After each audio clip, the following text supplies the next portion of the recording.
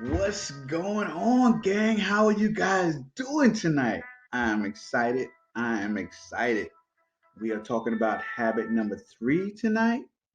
And habit number three in the Stephen Covey's. Yes. This is the time of year where I like to reread all of my favorite books. This one is one of my favorite life changing books.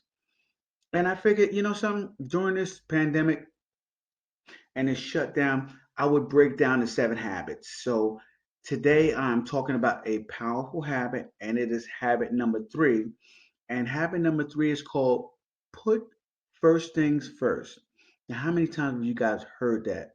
Put first things first.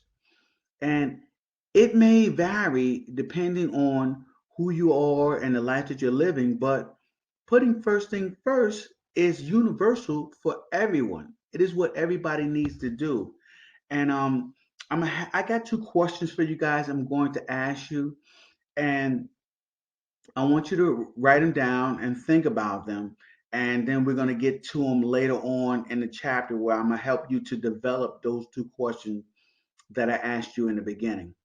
So the first question is, what's the one thing that you could do that you are doing right now, obviously, that if you did it on a regular basis would make a tremendous positive difference in your personal life? Okay. I'll repeat that again.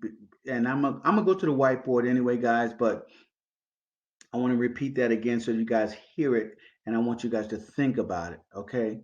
What one thing could you do, right, that you aren't doing right now, that if you did it on a regular basis would make a tremendous positive difference in your personal life?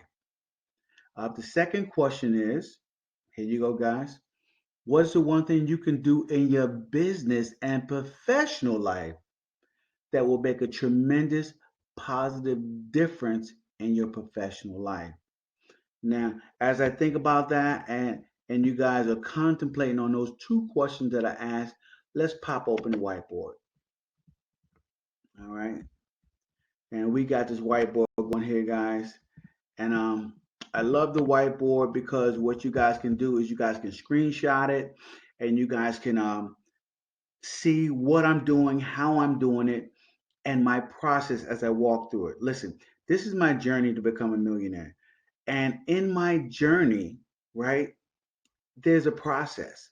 There's a process that obviously I don't know yet. Okay. And since I don't know it yet, I have to learn from people who are already millionaires who are teaching me along the way. Right. So let's just go through this process together. You guys can grow. You guys can see the mistakes that I make, avoid them. Right.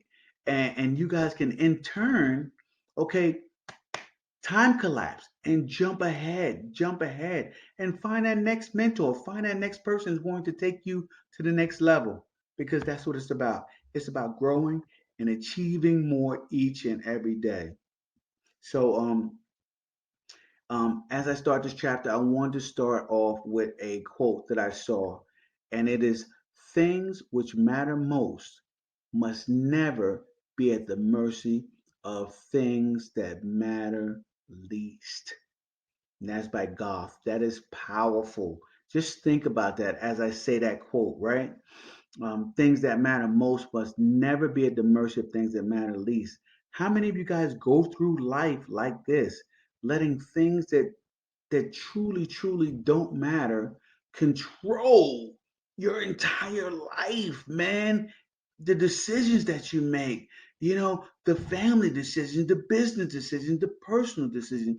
You guys allow this stuff to control your life. And it's moving you in that route toward the bad life. And we cannot have that, guys. We got to change that. Okay. So let's look at habit three. Um, Habit three, putting things first, is let's see. Habit three is the result. Okay, it is the practical fulfillment of habits one and two, right? And if you guys haven't seen my previous videos, I'll put right here what is habits one and two. Now, Habit one is, and I'm gonna do a little note, but it's easier for me to do for you guys here.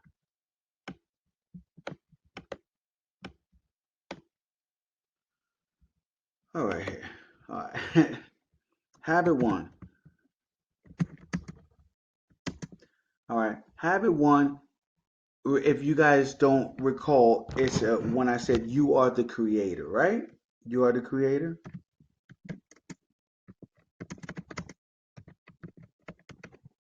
right?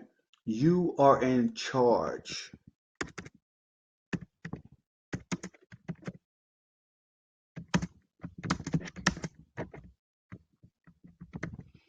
Habit one is that first habit, and it's founded on those four unique endowments, right? Human endowments that are called. I'm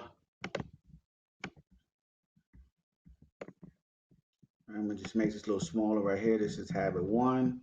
See, because habit one and habit two obviously makes up habit three, right? And I want to put the endowments in a list right here so that you guys remember the endowments. And the endowments are, right? The first endowment is imagination.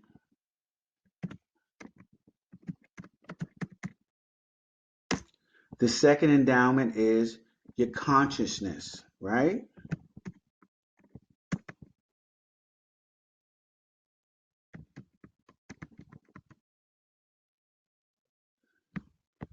Or conscience. I'll spell that conscious. I won't put consciousness. All right. The third one is your independent will.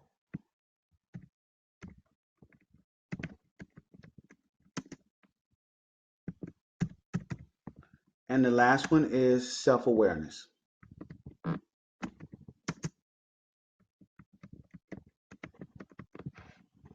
Now, that is your list. I'm going to edit this and I'm going to name it for you guys so you guys can see it and we can refer back to it as we need to refer back to it. Because these are the four unique, right? It's like the four horsemen, right? Four unique endowments, human endowments.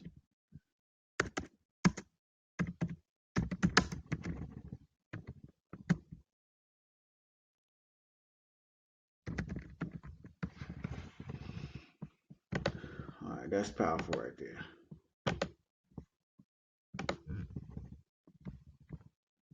I'll make this small and I'll leave it over here. Oh, get back in there. Get back in there. And I'll leave it over here over under our quote of the day, the four unique human endowments. Okay, now when we talk about the habit one and two, what does habit one say? If you guys don't remember, I'll just go ahead and refer it for you. Habit one says you're the creator, you are in charge. It is founded on the four unique human endowments, right? And basically, it means that it is the point where you know you can change, right? So I can change. That is the first one. Okay, as a matter of fact, I'll put that in here so you guys can know what I'm talking about. I can change. So now you know you can change, right? So now that you have that first one out of the way and you've been working on habit number one, habit number two is the mental part, right? And habit number two has to deal with the imagination.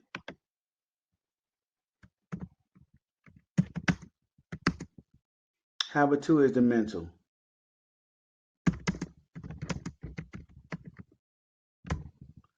It's the mental or their first creation. It's the creation of the mind, guys. Creation of the mind, right? And it is based on your imagination and our ability to create with our minds what we can see, what we can't see at the present moment, right? Now think about that. We create with our minds, and I call that my mind's eye. um, what we want, right? In our mind, we create it. We can't see it physically, it's not there yet, but we create it in our imagination first. So I'll write that out for you guys. I'm gonna just put it's based on our imagination.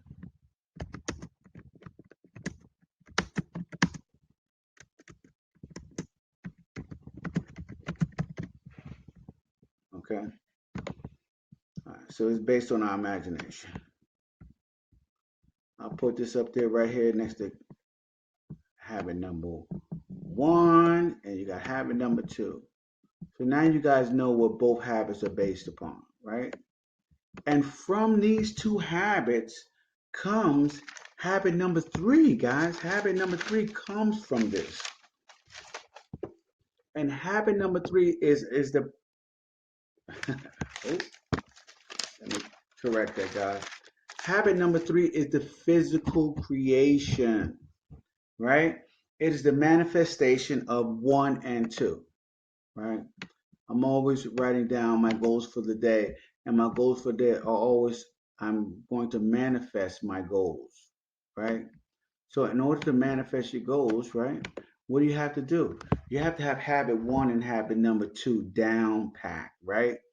You have to know that you're the creator, right? And you have to be proactive, as have number one states. And then also you have to know that you create in your imagination, in your mind's eye, okay, what you actually want.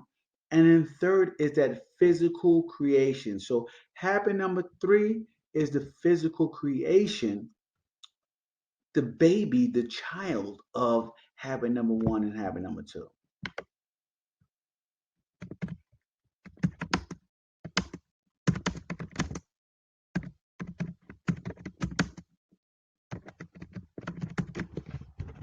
So it's the physical creation. Like for an example, let's give me see if I can let's edit this.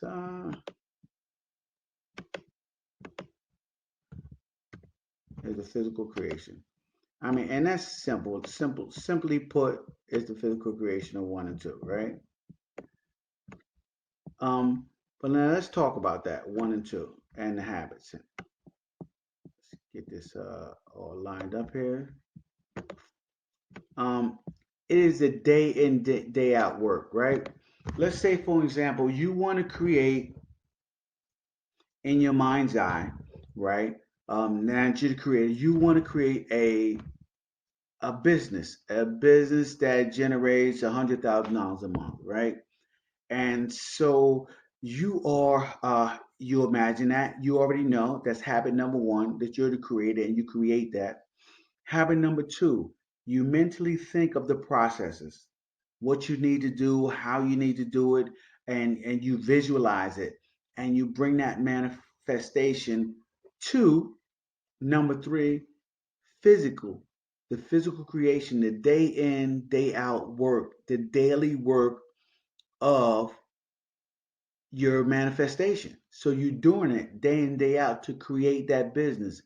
Your doing is habit number three, is the physical creation, your brainchild, what you thought of and what you realize that you can do for yourself. Okay. Um, there is a researcher, right? Who and I'm gonna put this down for you. I'm gonna move this around. I like that right there a little better. But there's a researcher by the name of E.M. Gray that found out something very, very important, right? Because we're in this, guys, to be successful. So, in order to be successful, we have to do the things that successful people do. I mean, it is not brain surgery or rocket science. Okay. What I'm trying to get you guys to do is follow steps that people who have already achieved what you would like to achieve are doing. And these are some of the things. But Ian Gray, and I'll write this out for you guys, right? He said that, and I'll put it in the note instead. It's lazy. Uh, E.M. Gray, because I want to make sure this guy gets credit, obviously. And he said the successful person has the habit of doing things failures don't like to do.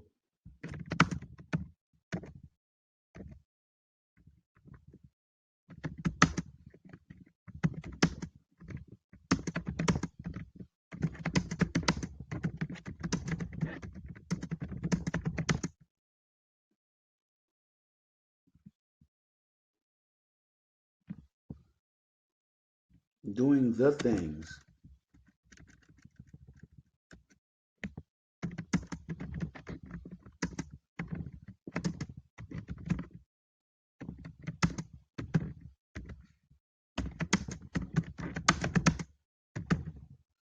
Now, how about that, right? And you guys look at this and you probably say, oh, well, that's obvious, right? It's not obvious, guys. It is not obvious that this is what successful people do. Because if it was obvious, right, why would more people be out there doing it? Why would more people just mirror? Why wouldn't more people just copy successful people? Come on, guys. Think about this. And when you think about it, you say, well, it's simple, but it's not easy. That's what I always like to tell people. So let's examine this for a minute, right?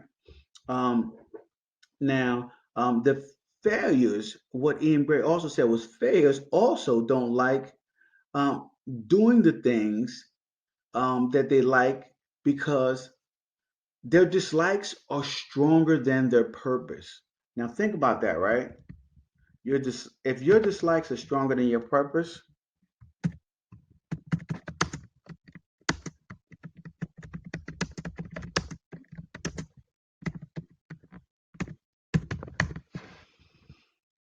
if your likes are stronger than your purpose, then where does that get you? It's all back over here, line back up.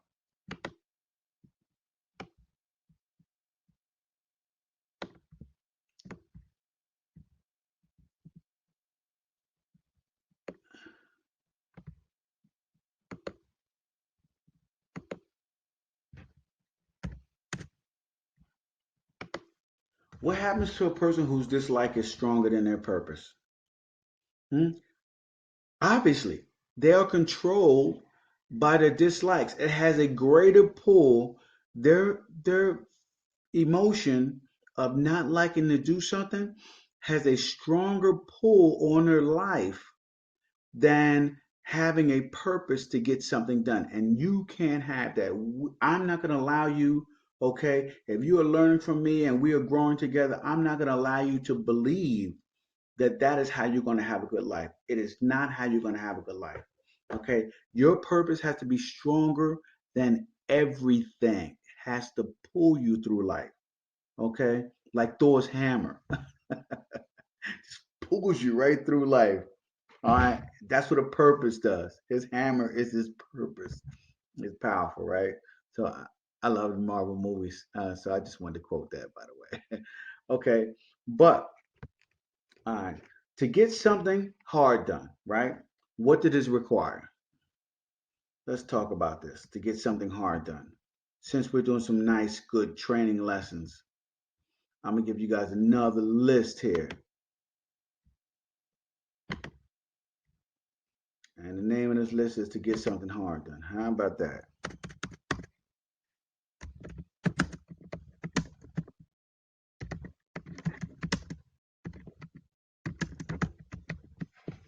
All right, to get something hard done, what does it require, guys, to get something hard done? Because we're all here and we're trying to do things that we feel are extremely hard. Some people feel they're impossible to do. Um, what is it on your mind? What is deep in your heart that you don't do the hard things? What is it? Okay, I've talked to a lot of people, and one of the first things is it requires a clear sense of direction and value, right?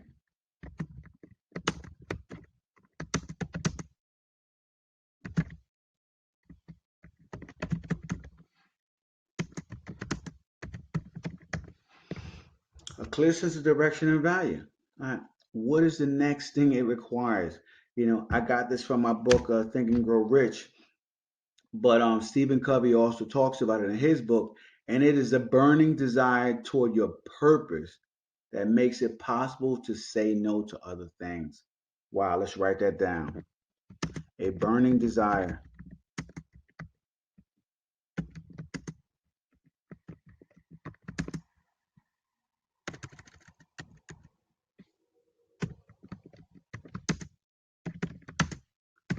towards your purpose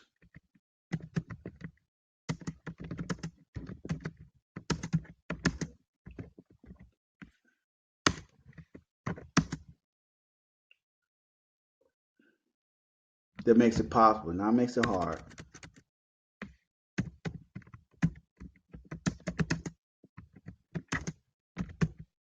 Makes it possible to say no toward other things.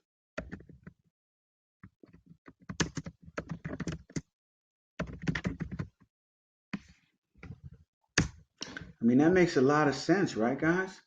If your burning desire is so strong that instead of saying yes when somebody wants you to do something, you say no because it's not important, right? It's not important. Um, the last thing is independent will. You have to have your own will.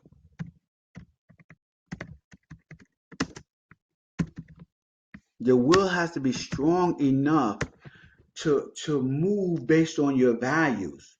And we talked about that in habit 1 and 2. And you have to have that strong self-awareness and sense of self that you need to be able to move independently without having others to act and move for you and pull your puppet strings. You have to have that independent will. So the power to do something that you don't want to do. Let's add that to it.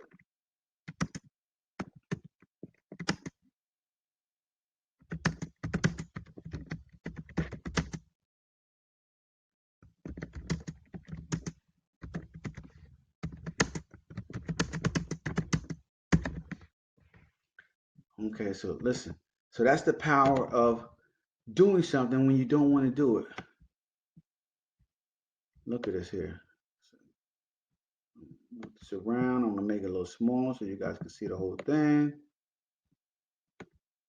And and these things are important, guys, to get done.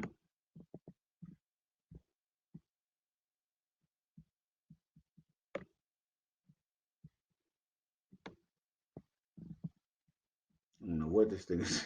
This thing is acting up, guys. Don't mind me. I'm learning how to navigate this whiteboard here.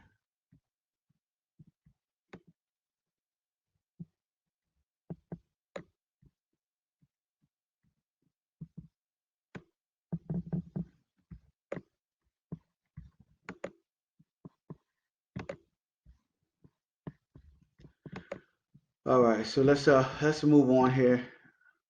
Whiteboard's going crazy on me, and I could double click and make it smaller. But one of the examples I want to talk about, guys, is spin bike. Right? I decided to put up a challenge to a bunch of guys, and in that challenge, I decided, hey, listen, twice a day, I'm going to do a spin bike for 30 days. Right? Now, my purpose was to ride for fallen officers and people who fell victim to the COVID-19 virus and people have lost their life. So medical, EMSs, and just people in general. So I'm not really a spin bike rider, but I decided to go ahead. I bought a nice little cheap spin bike for about 130 bucks. And I did not really want to do 2 spin bike sessions a day. But I decided, right, that my purpose was bigger than my wants and my needs not to do it. And that is what pushed me through for 30 days to succeed in my quest to do 2 spin bike sessions a day for 30 days for the fallen. And I did not skip a day. And mind you guys, this happened during a time when my spin bike, it was a cheap one, so it broke. I fixed it with some scrap parts and still rode again that night. It was like a late night ride, but I still finished before midnight. And so I completed those 30 days riding twice a day. And it just showed me that if your purpose is big enough, then you can push through just about anything in life. And that is what the point I'm trying to make to you guys today. Your will, your purpose, your determination has to be way bigger, okay, than your desire not to do something. And that is how you guys move forward. So how do we get this all done? Right? How do we get it all done? Uh we must not learn how to manage time because, right? This is important. Matter of fact, I'm gonna write this down because I found this extremely, extremely important. And to not write it down would be a disservice to you guys. All right, so here we go.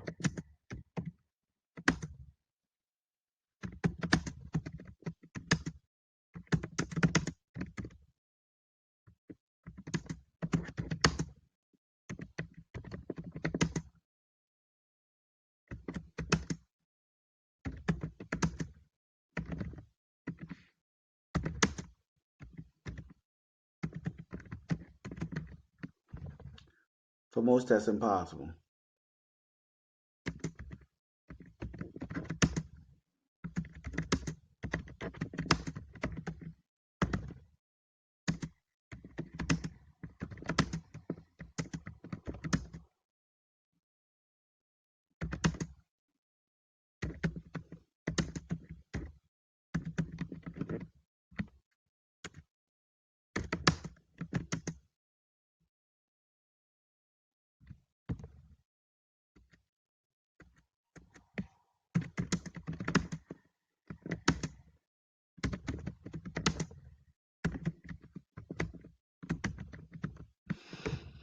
Now, I paraphrased this a little bit because Stephen Covey said it in a way, and I just felt that how I was going to say it uh, meant a little more to me of how I was able to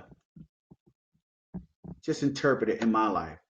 And so it was, we must not learn to manage time because for most of us, that's impossible because time never stops. But what we need to do, right? What's more important that we do is we need to learn how to manage ourselves. And in managing ourselves, we can then control um, how we live out our lives in time. All right. So I wrote that out and kind of like rewrote it for myself, rewrote it for you guys. Maybe you guys could understand it a little better. Um, but here you go, guys. We spend time in four ways. Most people, I'm thinking everybody, we spend time in four ways, right? So in these four ways, Stephen Covey came up with something called the time management matrix.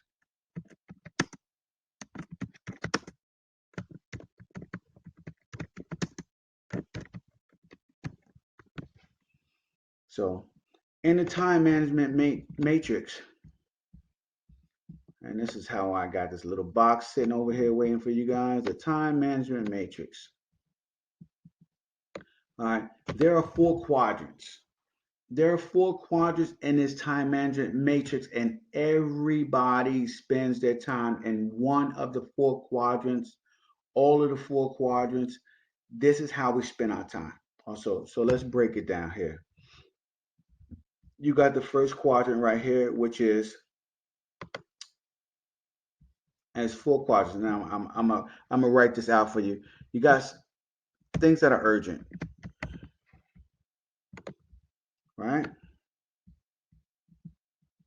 I got urgent,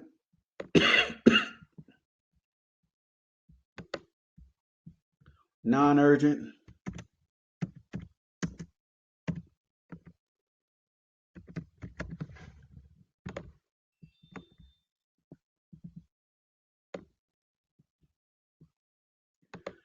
important and unimportant.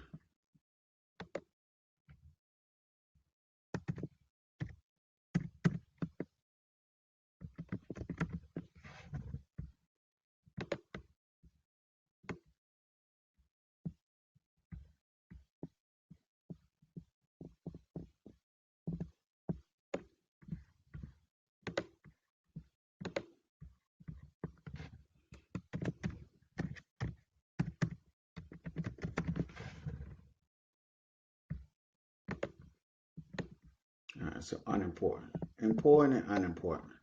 All right, so in here, move this over a little bit. So in these four quadrants, right, this is how we're living our life.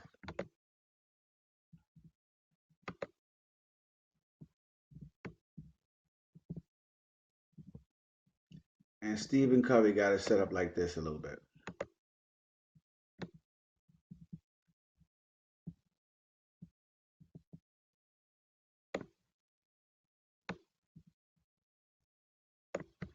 And they're in little quadrants. And I'm going to break this down for you guys so you guys can see it and understand how these quadrants operate.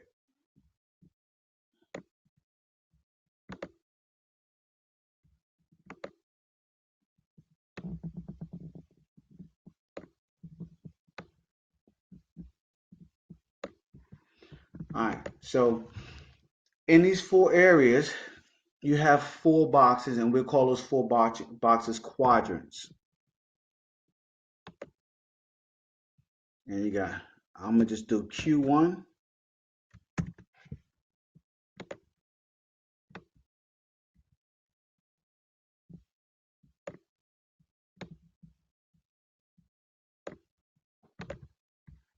Q2.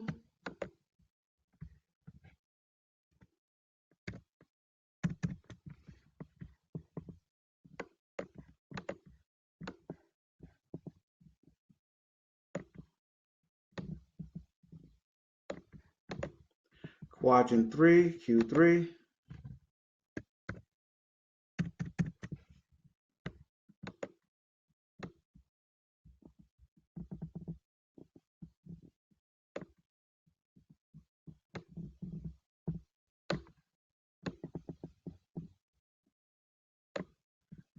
And Q4.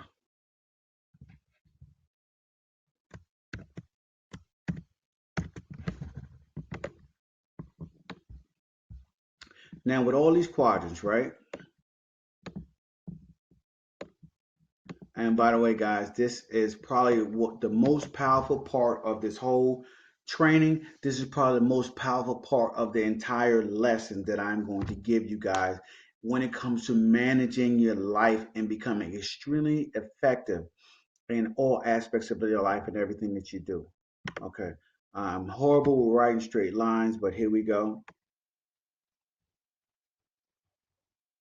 There we go. That's about as straight as I've written a line in a while. All right. So you got your four quadrants, right? Um, and in your four quadrants, these are how you're living your life. So in quadrant one, you have what they call a crisis. And it'll probably be easier if I just write little notes and just stick the notes in there, right? You have your crisis. You know, people are living in crises. We all have crises. These things happen. Crises. You have your pressing problems.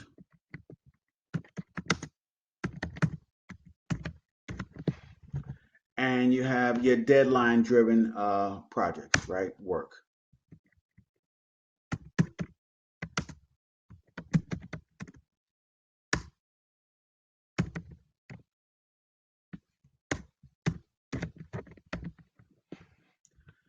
So these are all in one, quadrant one, right? Shrink this down so you can see them, but you guys seen it already, so you know what it is. So quadrant one, you got crises, pressing problems, and deadline driven projects. And these are urgent. These are urgent things that need to be taken care of right now. This is pressing moments. The crisis is right now. Okay? And things need to be taken care of immediately. Then you have your quadrant two. Okay? And quadrant two consists of prevention, um, personal development,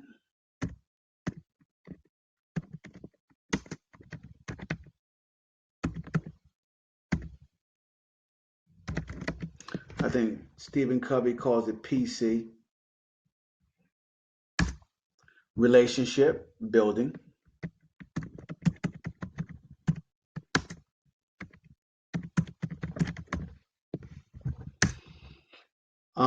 what else? Recognizing opportunities, right? You got to see new opportunities.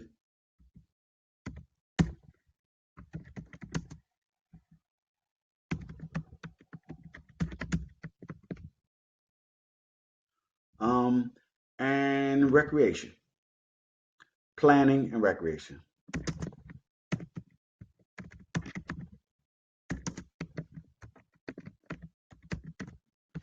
All right, so that is quadrant number two. We're going to shrink that down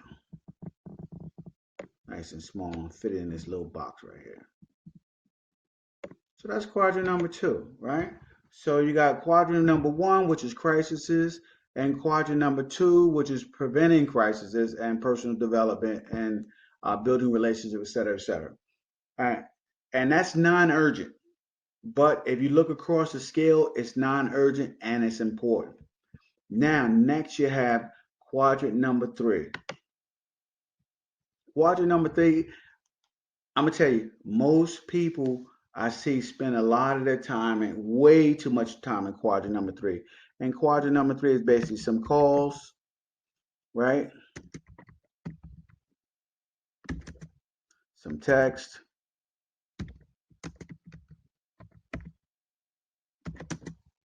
some mail, some meetings,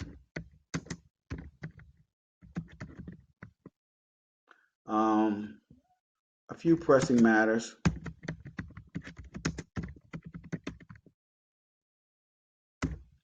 and popular activities.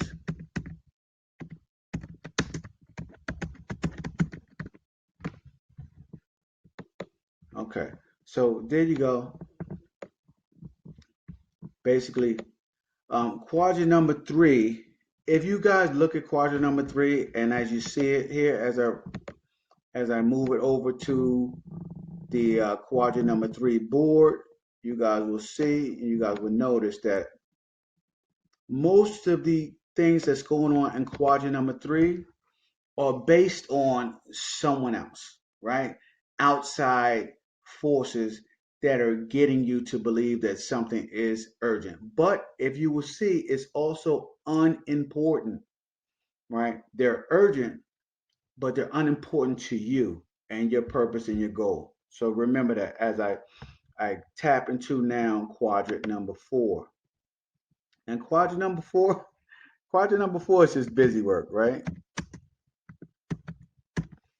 It's busy work, it's scrolling on your phone, social media.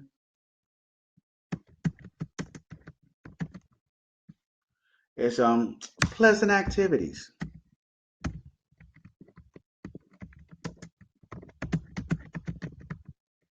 Okay, and Stephen Covey talked about several more things, but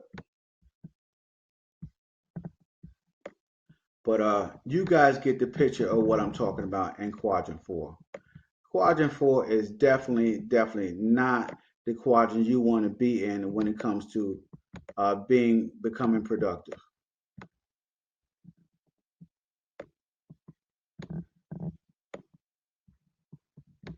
For some reason, it doesn't want to go in there. There we go. All right. So anyway, so that is your four quadrants in the time management matrix, right? Now, When I get into this, and we're going to bring this whole thing to a head for you guys, so you guys can understand how to live the best possible life that you're living and that you need to be living. All right. When we live our lives in these four quadrants, quadrant one, let's talk about quadrant one. We all have quadrant one problems. But as long as you continually focus, and I know people like this, they're always focusing on the crises, on the pressing dilemmas, on the deadline driven projects. And this is how they live their life each and every day. And they continually do that. And they go from one crisis to the next, one pressing problem to the next, one deadline to the next. And they live their life like this every day, all the way up until the point where now all of a sudden they get burned out. And when they get burned out, their only retreat is the quadrant number four because they don't have any energy for any of the other quadrants, right? So they fall off to busy work, scrolling on their phone, and just pleasant activities because they just burnt themselves out, always dealing with pressing problems and crises. Okay, we don't want to live like that. You definitely don't want to spend most of your time in quadrant one. People who do that, they don't end up having a good life. Okay.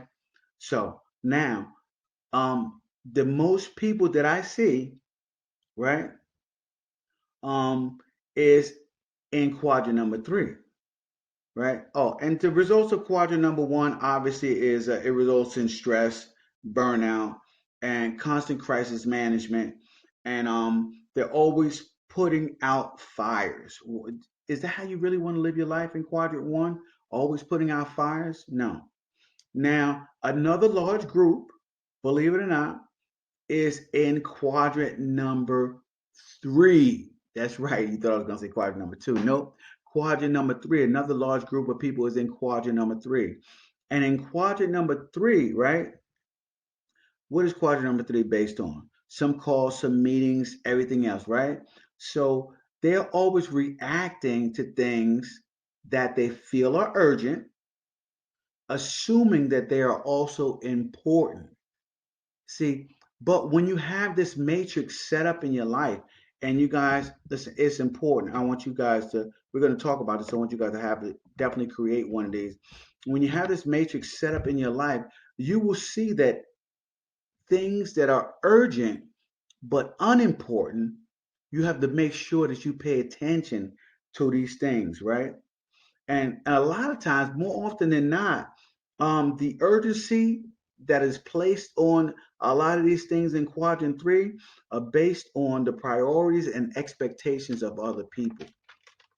And you do not want to live your life based on the expectations of other people because it will cause you, okay, to live a bad life for sure. Okay. So in quadrant three, the results of your life in quadrant three are right here. Okay. Short term focus, right? Because everybody's always pulling your trigger, right? Crisis management, again, once again, right? A lot of times, people in quadrant three, they're worried about their reputation, and their character becomes the chameleon of whoever's in charge at the time, whoever's pulling the puppet strings. Okay. So they're never truly themselves, they're always the chameleon. All right.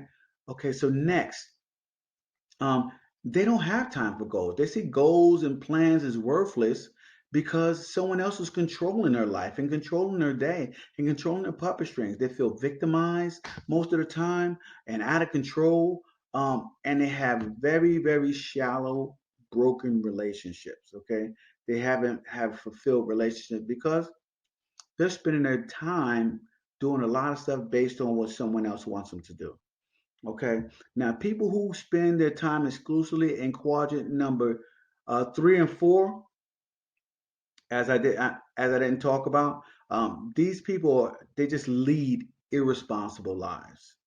Okay, and most of the time it results in them being fired, um, uh, dependent on others for basic needs, such as a job, welfare, um, just destitute living.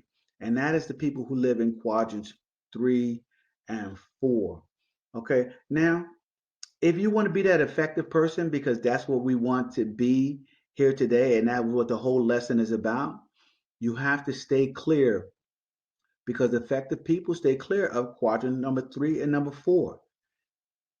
Completely clear of quadrant number three and 4. They eliminate it out of their lives, guys. So I'm here to tell you that not only do they eliminate quadrant number 3 and number 4 out of their lives, they also shrink down quadrant number 1, okay, and spend most of the time in quadrant number 2. That's right. Prevention, personal development, relationship building, recognizing opportunities and planning. How powerful is that, right? So what happens is over time, their time management matrix actually begins to look like this, right? This grows and gets big, right? And it basically clouds, right? All the other ones. And it just leaves time for quadrant number, little bit of quadrant number 1,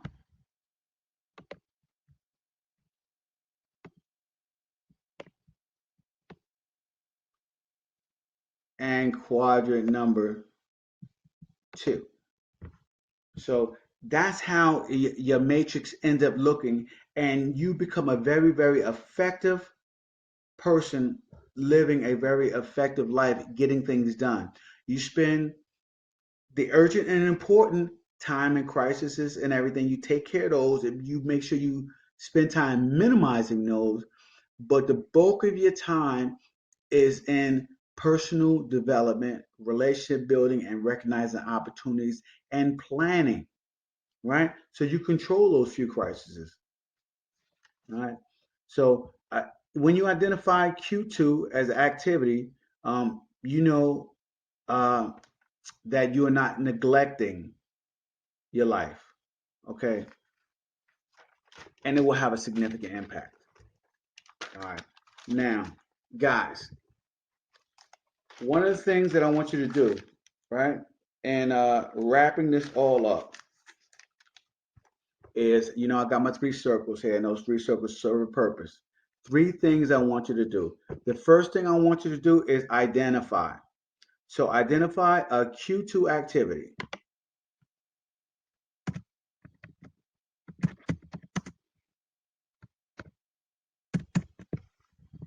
Identify Q2. Remember that question I asked you guys in the beginning, right?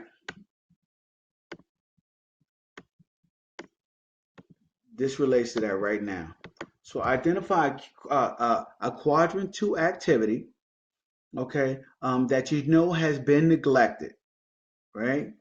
And neglected in your life, and one that you know that if you did it very well, it would have a significant impact on your life. So you're going to identify a quadrant 2 activity that if you do it well, it will have a significant impact on your life, be it business, be it personal, okay, whatever it is, I want you to identify it. The next thing, guys, I want you to do is I want you to draw your own time management matrix. That's right.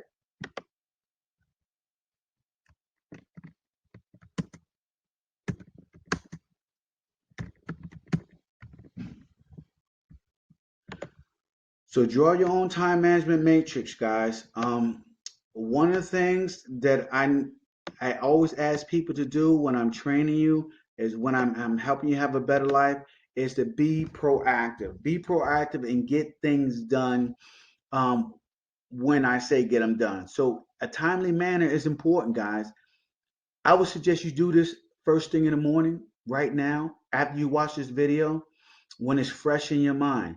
Draw your own time management matrix. All right. And in that matrix, try to estimate what percentage of your time are you spending in each quadrant. Are you spending a lot of time on unimportant, non-urgent things? Are you spending a lot of time on unimportant, urgent things controlled by other people? What are you doing? How are you living your life? These are questions you need to ask yourself when you're moving forward. These are questions that I ask myself every single year when I reread this book, okay, and reevaluate my life and the direction that I'm going. It is important, guys. This is key. This has been taught to be by millionaires, and people that are achieving and living the life that I would like to live. And I'm trying to do the same for you guys. The last thing I'm asking you guys to do is list some responsibilities.